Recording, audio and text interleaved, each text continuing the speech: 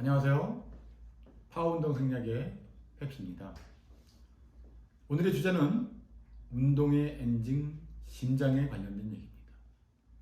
저는 슈퍼카를 운전하는 상상을 합니다. 슈퍼카는 5000cc 이상의 강력한 엔진을 갖고 빠르게 질주할 수 있는 능력이 있는 거죠. 그럼 슈퍼카, 일반카의 차이는 뭐겠나요?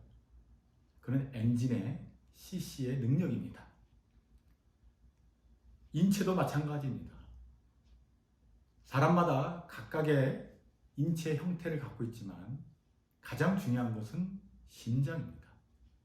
심장의 cc가 어떤 분은 5000cc, 어떤 분은 500cc 밖에 안 되기 때문에 각자의 운동 능력에 차이가 나는 거죠. 심장에 의해서 박출된 혈액은 폐쇄적인 회로로 체내 조직에 공급이 됩니다. 동맥과 소동맥은 조직의 혈액을 공급하고 모세혈관은 세포와 영양소를 교환을 해주죠. 그리고 정맥은 혈액을 심장으로 전달하는 역할을 합니다. 우리 심장을 보면 4개의 방과 2개의 펌프로 구성이 되어 있습니다. 자, 가장 중요한 좌심방과 좌심실, 그래서 좌심실에서 박출되는 것이 우리의 체내로 조직으로 공급이 돼서 필요한 에너지를 공급하고요. 우심방과 우심실, 그래서 우심실에서 박출되는 혈액은 폐로 가서 이산화탄소와 산소를 교환하게 됩니다. 자, 우리가 심장을 박출할 때 가장 중요한 것이 혈압입니다. 혈압은 수축기 혈압과 이완기 혈압이 있는데요. 우리가 이 스테로스코프로 의해서 그래서 수축기 혈압과 이완기 혈압의 혈압을 측정하게 되는 거죠. 그래서 수축기 혈압은 막혀 있다가, 혈관이 막혀 있다가 처음 들리는 지점을 우리가 수축기 혈압이라고 얘기를 하고, 이 들리는 소리가 점점 커졌다가 더 이상 들리지 않을 때, 이때 측정하는 혈압이 이완기 혈압입니다.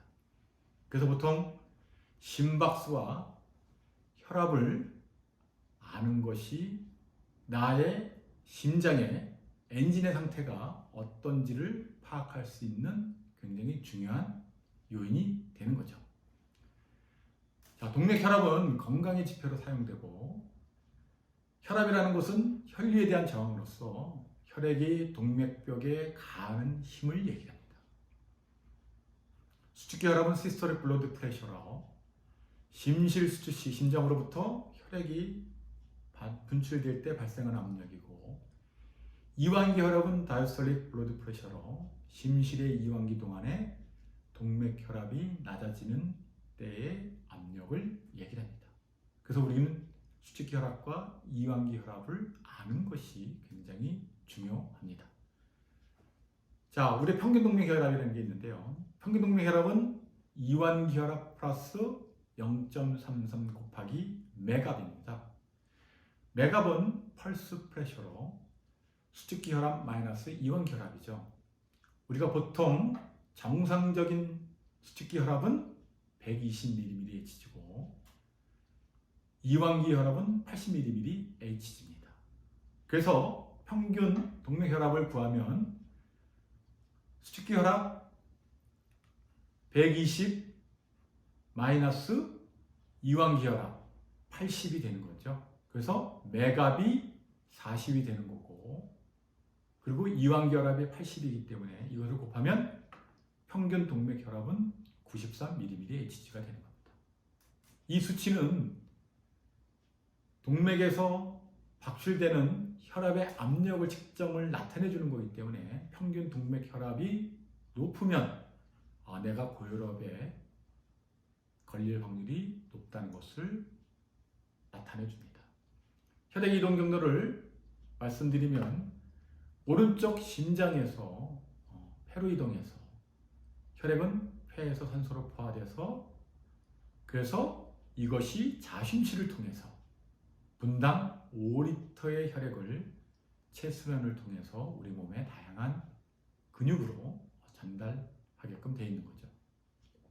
자, 여기서 엔진의 양, 심장을 cc를 평가하는 것이 굉장히 중요한 역할이죠. 자, 우리가 이것을 심박출량이라고 얘기합니다. 심박출량은 cardiac output, Q라고 얘기를 합니다.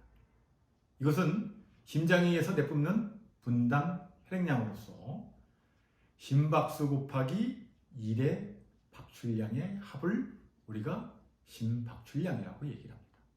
그래서 1의 박출량은 한 번 박출할 때마다 내뿜는 혈액의 양을 우리가 1의 박출량, 1 스트로크 볼륨이라고 얘기를 합니다. 이것에 의해서 우리 심장의 cc가 정해지게 되는 겁니다. 자, 심박출량은 심박수 곱하기 1의 박출량이라고 말씀을 드렸는데요. 심박수를 증가시키는 것은 교감신경에 의해서 증가가 되고 감소시키는 것은 부교감신경에 의해서 감소가 됩니다. 1의 박출량은 교감신경에 의해서 수축력이 증가가 되면 박출량이 증가하게 되고 프랭크 스탈링 법칙에 의해서 이완기말 혈액량이 많아지면 1의 박출량이 증가하게끔 되는 거죠. 근데 동맥혈압이 높아지면 그러면 심박출량을 감소하게끔 신호를 보내서 총괄적인 그런 심박출량을 조절을 하게 됩니다. 우리가 우수선수들하고 일반 학생들의 심박출량을 보면요. 안정시에는 훈련되지 않는 남성의 같은 경우는 1의 박출량이 70ml/bt가 됩니다. 그래서 보통 안정시에는 5L/min의 혈액을 분출하게 되는 거죠. 근데 훈련된 선수의 경우는 심박수가 50으로 낮아지는 반면에 1의 박출량은 100ml/bt로서 마찬가지로 안정시에는 5L/min로 똑같지만 운동을 한 사람들은 심박수가 굉장히 일반 사람들보다 낮게 되어 있습니다. 근데 최대 운동 시에는 심박수가 비슷하게 200, 190으로 올라가지만 1의 박출량은 훈련되지 않은 남성은 110ml고 훈련된 사람은 180 정도 되기 때문에 그렇기 때문에 총괄적인 심박출량은 22L고 훈련된 남성은 34.2L로 큰 차이가 나는 거죠. 그래서 쉽게 해서 3400cc 엔진을 갖고 있는 거고 훈련되지 않는 사람은 2200cc의 엔진을 갖고 있기 때문에 운동의 능력의 차이가 나타나게 되는 겁니다.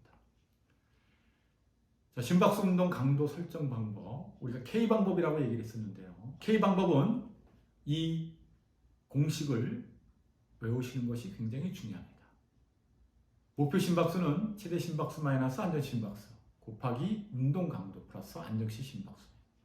우리가 운동하는데 가장 중요한 것은 운동 강도라고 했습니다. 그렇기 때문에 40세인 경우는 70% 운동했을 때는 147 심박수를 유지하는 것이 굉장히 중요하다는 거죠. 자, 20세가 안정시 심박수가 70으로서 운동시 심박수가 160일 때는 운동 강도가 어떻게 될까요?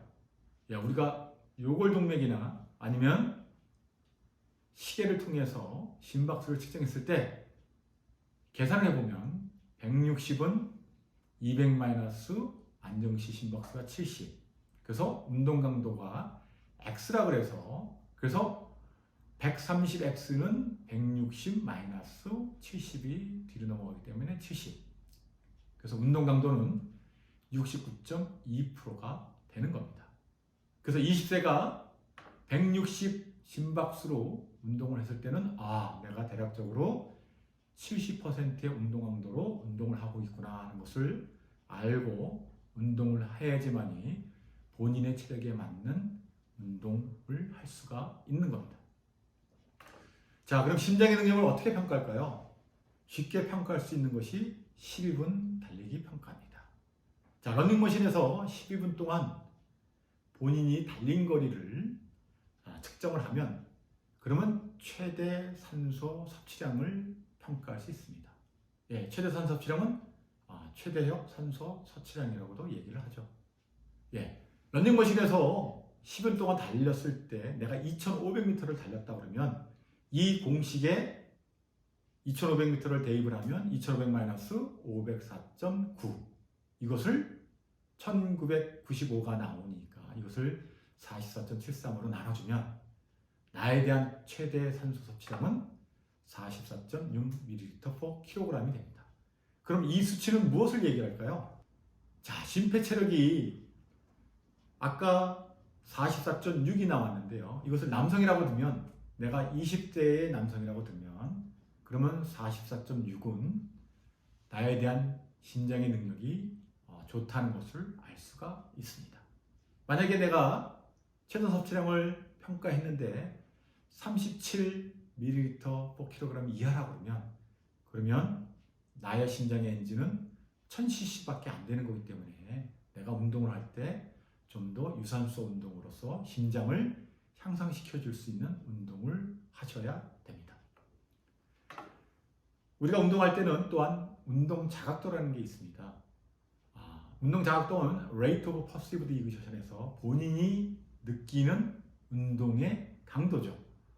그래서 우리가 보면 약간 힘들다가 13이고 매우 힘들다가 20인데 이 수치는 여기다가 10을 곱해주면 그러면 자기의 심박수가 되는 겁니다. 그래서 보통 170 정도 심박수가 나오면 내가 운동할 때 굉장히 상당히 힘들다는 것을 알 수 있고 190 정도가 나오면 매우 힘들다는 것을 알 수가 있는 거죠. 그래서 우리가 심박수를 측정을 하지 않더라도 내가 그때 힘들었을 때 운동이 끝나고 심박수를 측정을 하고 이 정도는 내가 어떤 느낌이 있는 것을 아시면 그러면 매번 측정을 안 하셔도 자기가 자각해서 이 정도는 내가 심박수가 150 정도 된다는 것을 간접적으로 인식할 수가 있습니다. 그러면 우리가 이 심박수가 왜 중요하냐? 이 심박수를 통해서 운동을 할 때 얼마나 칼로리가 소비가 되는지를 아는 것이 중요한 거죠. 자, 그럼 여기서 보면 매트라는 게 있습니다. 이 매트는 메타볼릭 이퀴벌런트에서 우리가 안정시 소비하는 산소의 양을 얘기를 합니다. 1m라 그러면 3.5ml의 산소를 안정시에 소비한다는 것을 얘기를 하는 거죠. 그래서 매트가 4라 그러면 이거는 안정시보다 4배 4 곱하기 3.5를 하면 산소 섭취량이 14ml 정도 되는 거죠. 근데 내가 130 또는 심박수가 150일 때 산소 섭취량을 보면 28 정도가 나옵니다. 28을 3.5로 ml 나누면 8이라는 수치가 나오는 거죠. 그러면 이거는 매트는 뭐냐? 내가 안정시보다 8배나 많은 산소를 소비하고 있다는 것을 간접적으로 나타내 주는 겁니다.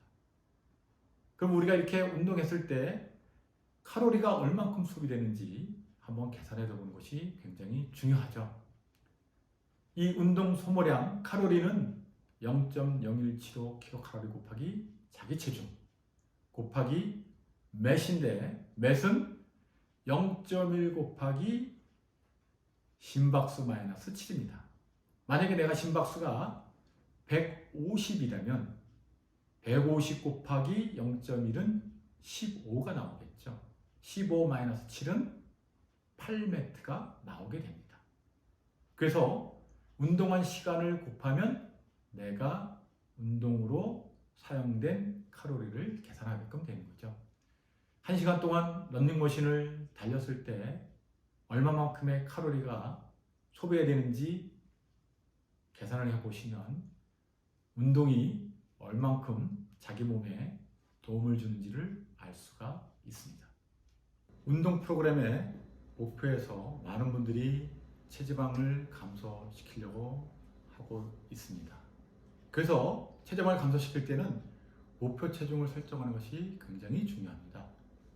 자, 예를 들어서 20세 남자가 체중이 80kg일 때 현재 본인의 체지방률이 20%라 그러면 나머지 제지방은 80%입니다. 그래서 자기 체중의 0.8를 곱하면 제 지방은 64kg이 되는 거죠.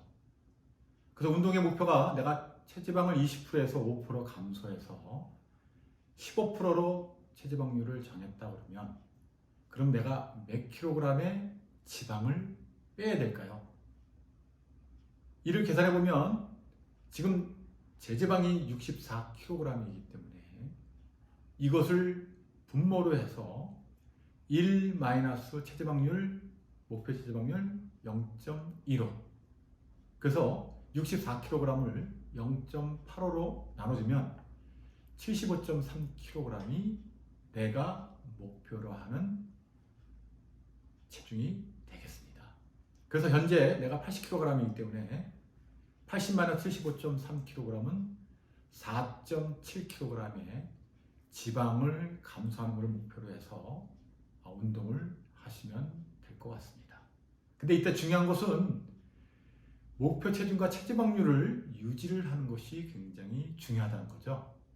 그래서 내가 다이어트나 아니면 다른 방법으로 체중만 달성한다고 해서 목표 체중이 설정되는 것이 아니라 지방을 제거함으로써, 지방을 감소시킴으로써 제지방이 75.3kg이 되게끔 만들어주는 것이 굉장히 중요합니다.